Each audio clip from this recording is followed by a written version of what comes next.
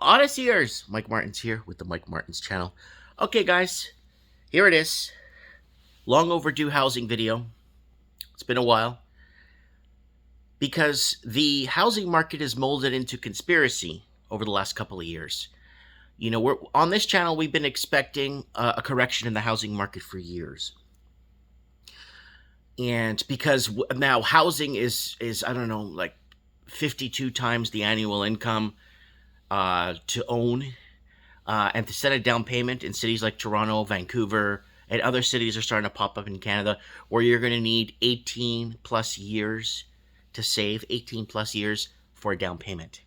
Back in 1981, 82, 83, 84, you could pay off a house in 4 or 5 years packing groceries at a grocery store, selling, packing people's groceries and taking them to their car. Can't make this stuff up, but it's true. And that's the golden era that we lived in. In the States, it was even easier. They were selling condos back in the early 90s for like 10 grand. Like decent condos down in Florida, in South Carolina, in Georgia. You could live a decent life if you kind of moved around and followed opportunity. It was always there. But Canada never really had that opportunity, that golden opportunity. So today's question was, Mike, are we going to see like a market crash? Are we going to see a market correction? I know you haven't made a housing video in a while. Well, again, I haven't made a housing video in a while because everything's been molded into this one movement that we're in right now. And that's an economic takeover, power control, or should I say power struggle. 2019 was the year of the protest. We said that a quadrillion times in the show.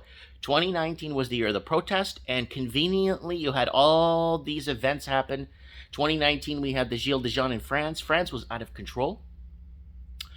Parts of Canada were protesting, but I'm talking about South America was entire protest. Lebanon was entire protest. Israel was entire protest. Parts of Australia was. Parts of New Zealand. Why? Affordability issues. Right across the planet. The bankers have been running off with the money and cutting tail and moving to other secluded places, and that's that. And we basically are left holding the bag, right? So people need to save 20, 30 years to buy a home for a down payment. So that's gotten to that point. All the blue states in America, like California, Oregon, Washington, that's why we have AmeriFornia coming. After the new president-elect, I knew AmeriFornia was going to go full force. AmeriFornia basically is a term that I coined back during the Biden selection, where it's America turns into California. High unemployment, high levels of homelessness, fentanyl overdoses, fentanyl crisis, opioid overdoses, mass evictions, and huge money laundering coming in from China, coming in from countries that want to get their money out of their countries because they're turning into totalitarian mass dictatorships. So people want to get their money out. And China still has a little bit of money on tap right now, on its taps to move out. Canada got a huge brunt of it in 2020. I think it was $41 billion in Canada was not caught, but brought in just from Hong Kong alone in 2020. So when you put $41 billion into an economy of people where people are just barely getting by to buy food, it's just going to start raising the prices of things, raise the price of housing. It's going to it's going to create that supply and demand, lie that we've been living by. It's never been supply and demand when you start factoring in the amount of empty homes that are sitting unoccupied, and that's become a huge issue in California, Vancouver, Toronto, and Sydney, and Melbourne, and all kinds of places around Auckland. So English-speaking countries, right? Dublin's seeing it now. Well, they've been seeing it since 2017, 2018. They started getting an influx of foreign investing from China, and that really changed the landscape of Dublin. So what happened? Well, 2019 was the year of the protest.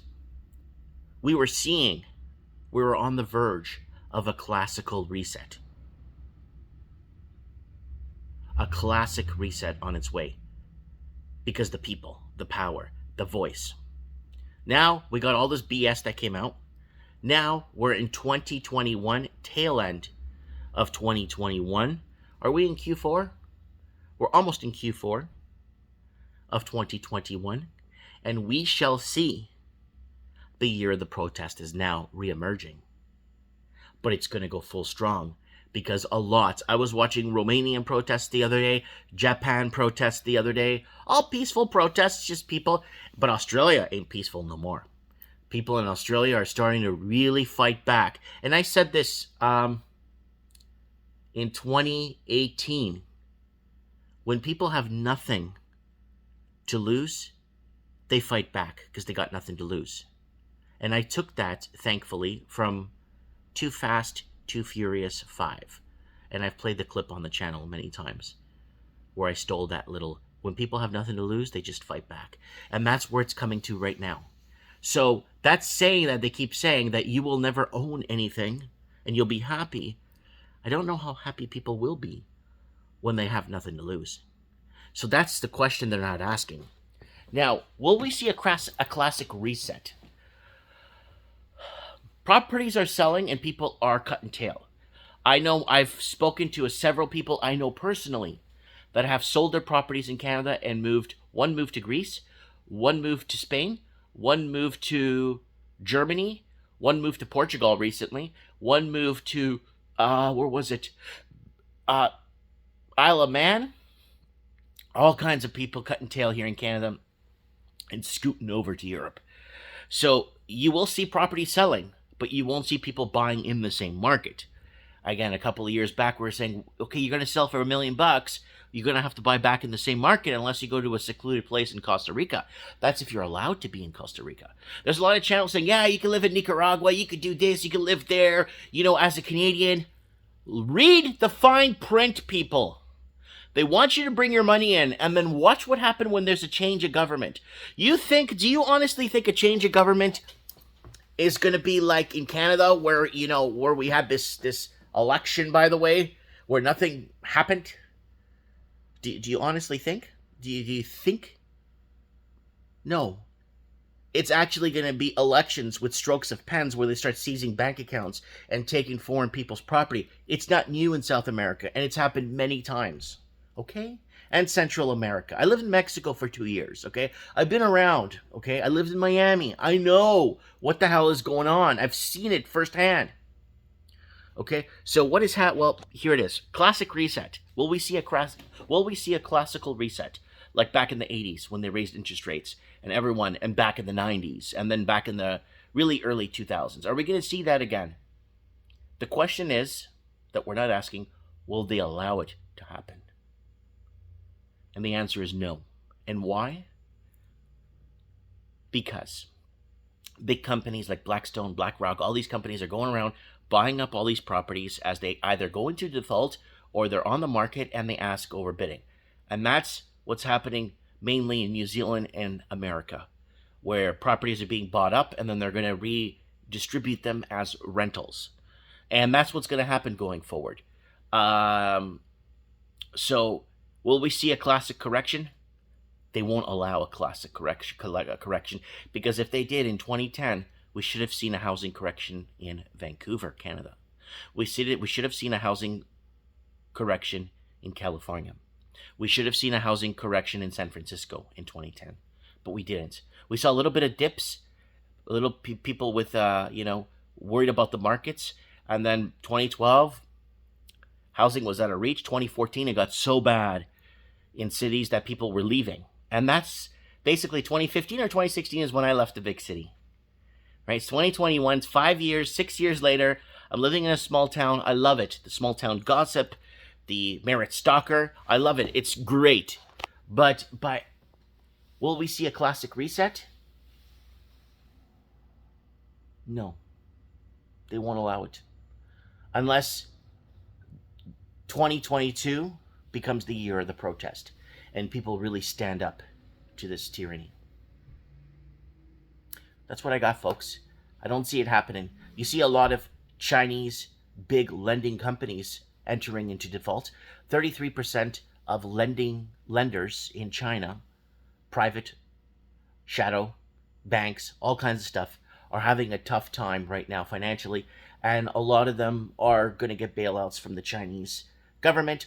They'll devalue their currency, make their exports cheaper, and the story keeps going on.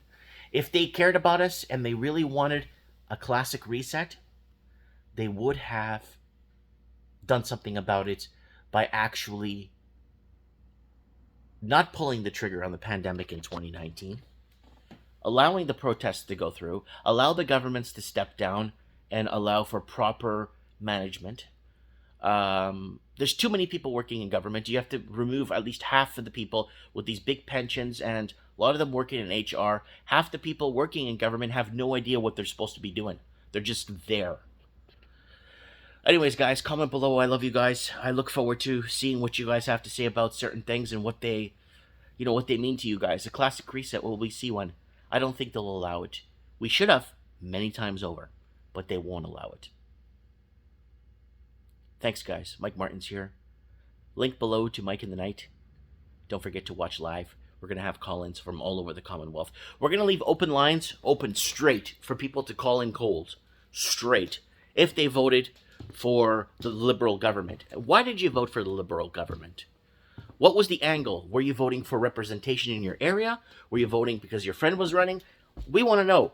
We want to know. So it's like everybody is out and about booing and all this hate going on, and they still win the election. And that is what I've been saying. Macron could do the same thing. He could run and he'll win. Same thing with anybody. Scotty Morrison in Australia, Jacinta Ardern. They could be everybody could go out and boo them at protests. Not boo them at rallies. They don't even go on rallies anymore. Right? Just like Biden. Nobody at the rallies. And when Biden was selected as president, that's when the whole world fell apart and went to BS. Because all the other countries are seeing how American democracy has failed. Anyways, I'm talking too much. We'll see you on Mike in the Night tonight.